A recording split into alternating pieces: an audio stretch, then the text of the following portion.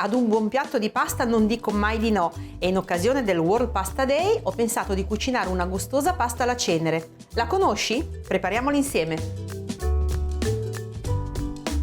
Iniziamo a tritare le olive nere denocciolate.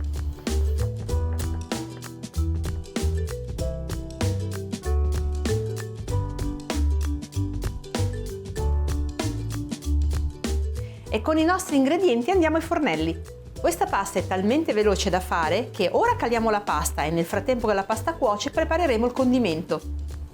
Mettiamo un po' di sale nell'acqua che già bolle e ci mettiamo i nostri maccheroni. In una padella capiente metto del burro. Il burro si è sciolto, aggiungo lo scalogno. Ora che lo scalogno è ben morbido, aggiungo la panna e la porto a sfiorare il bollore. Aggiungiamo il gorgonzola e lo facciamo sciogliere. Vedete che la panna sta bollendo, spegniamo il fuoco.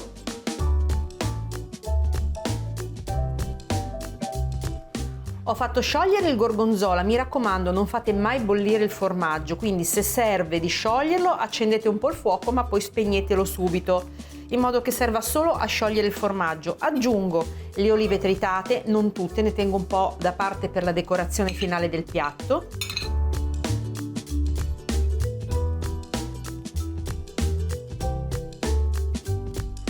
Assaggiamo il sugo e aggiustiamo di sale e di pepe.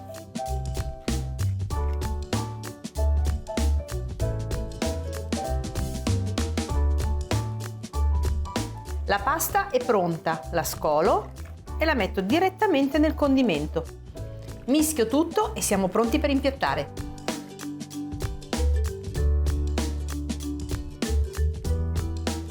Un po' di olive tritate in superficie e la mia pasta alla cenere è pronta, buona e irresistibile solo come un buon piatto di pasta sa essere sulla tavola. Non vedo l'ora di assaggiarla.